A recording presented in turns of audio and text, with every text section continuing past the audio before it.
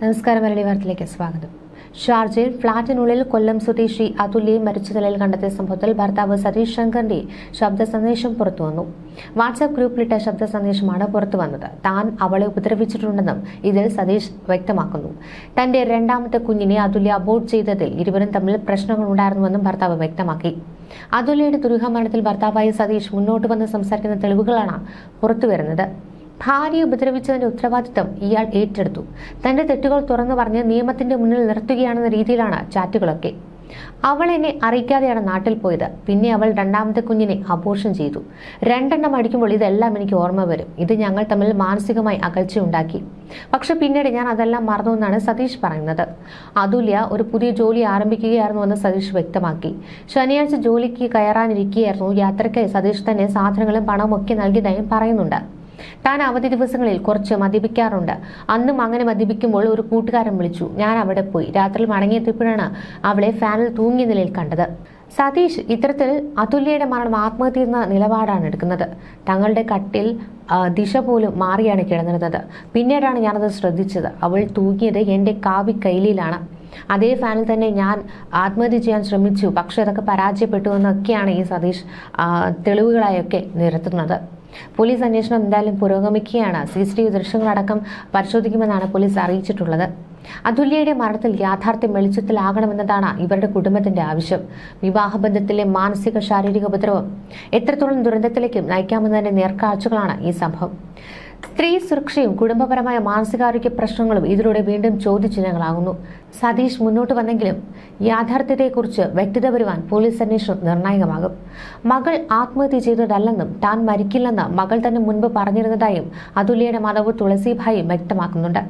സ്വയം മരിക്കുവാൻ താൻ ഉദ്ദേശിക്കുന്നില്ലെന്നും താൻ മരിച്ചുവെന്ന് കേട്ടാൽ അത് അയാൾ എന്തെങ്കിലും ചെയ്തതാകുമെന്ന് കരുതിക്കൊള്ളണമെന്നും ഇവർ കുടുംബത്തിന് മുന്നറിയിപ്പ് നൽകിയിരുന്നു. അതും ഈ അടുത്ത സമയത്ത് തന്നെയാണ്. ഈ സതീഷ് ഉപദ്രവിക്കുന്നുവെന്ന് മകൾ എപ്പോഴും പറയാറുണ്ടായിരുന്നു. കാരണം തലയ്ക്കും നാഭിക്കും ഒക്കെയായിരുന്നു ഇയാൾ മർദ്ദിക്കാറുണ്ടായിരുന്നത്. അങ്ങനെ മകളെ കൊലപ്പെടുത്തിയതാകുമെന്ന് തന്നെയാണ് ഇവർ ഉറപ്പിച്ചു പറയുന്നത്.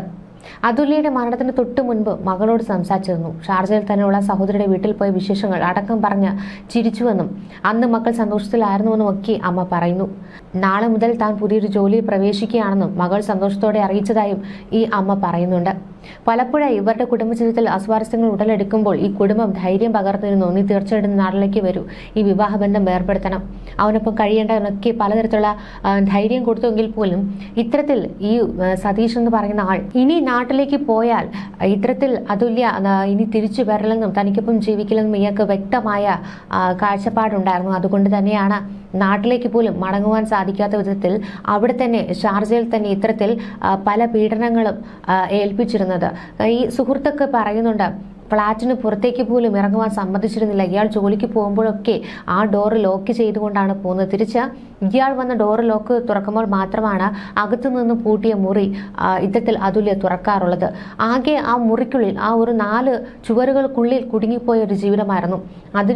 അതിനൊക്കെ ശേഷമാണ് ഏറ്റവും ഒടുവിലായി ഒരു ജോലി എന്നൊരു ശുഭപ്രതീക്ഷയോടുകൂടി അവൾ നാളേക്ക് കാത്തിരുന്നത്. പക്ഷേ ആ ദിവസം, അതായത് ആ പിറന്നാൾ ദിവസം തനിക്കായി ഭർത്താവ് കരുതി വെച്ചിരുന്നത് മരണക്കെണിയാണെന്ന് അറിയാതെയായിരുന്നു അവൾ അവിടെ നിമിഷങ്ങളെണ്ണി കഴിഞ്ഞിരുന്നത്. തന്നെ അയാൾ ചവിട്ടിക്കൂട്ടി. ആത്മഹത്യ ചെയ്യാൻ ധൈര്യമില്ലാത്തത് കൊണ്ട് ചെയ്യാനാകുന്നില്ല. താഴെ കിടക്കുമ്പോൾ ചവിട്ടിക്കൂട്ടി, സഹിക്കാൻ വയ്യ, അനങ്ങാൻ വയ്യ, വയറെല്ലാം ചവിട്ടി, ഇത്രയെല്ലാം കാണിച്ചിട്ടും അയാളുടെ കൂടെ നിൽക്കേണ്ട അവസ്ഥയാണ്. പറ്റുന്നില്ലടി എന്നൊക്കെ സുഹൃത്തിന് കരഞ്ഞുകൊണ്ട് അയച്ച സന്ദേശത്തിലൊക്കെ പറയുന്നുണ്ട്. ഈ സന്ദേശം അടക്കമുള്ള ഡിജിറ്റൽ തെളിവുകൾ കുടുംബം പോലീസിന് കൈമാറിയിട്ടുണ്ട്. അതുല്യ ഒരിക്കലും ആത്മഹത്യ ചെയ്യില്ലെന്ന് തന്നെയാണ് അയൽവാസികൾ അടക്കമുള്ളവർ സാക്ഷ്യപ്പെടുത്തുന്നത്. അയൽവാസിയായ ബേബി പറയുന്നത് ഈ സതീഷ് ക്രൂരമായി പീഡിപ്പിച്ച് കൊലപ്പെടുത്തിയതാകും. അവസാനം നാട്ടിൽ വന്നപ്പോഴും ഏറ്റവും ക്രൂര ഉപദ്രവങ്ങളെക്കുറിച്ച് അതുല്യ തന്നോട് പറഞ്ഞിരുന്നു. അവൻ കടുത്ത മദ്യപാനിയാണ്. മദ്യപിച്ചു കഴിഞ്ഞാൽ അതുല്യെ വല്ലാതെ ഉപദ്രവിക്കും. കൂടാതെ അതുല്യെ വല്ലാതെ സംശയമായിരുന്നു. വീട്ടുകാരുടെ എതിർപ്പൊക്കെ മറികടന്നാണ് ഈ ഒരു കല്യാണം നടന്നത്. അയൽവാസി ബേബി ഇത്തരത്തിൽ സാക്ഷ്യപ്പെടുത്തുന്നുണ്ട്.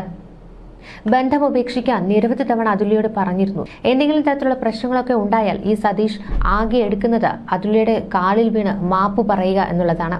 എന്നാൽ സതീഷിനോട് ഏറെ സ്നേഹം പുലർത്തിയിരുന്ന അതുല്യ അത്തരത്തിലുള്ള ആ സമയങ്ങളിലേറ്റ പീഡനങ്ങളൊക്കെ പലപ്പോഴായി മറക്കുവാനും ശ്രമിച്ചിരുന്നു. അതൊക്കെ തന്നെയാണ് ഇത്തരത്തിലൊരു ദുരന്തത്തിൽ കലാശിക്കാൻ ഇടയായത്. ന്യൂസ് ഡെസ്ക് മലയാളി വാർത്ത.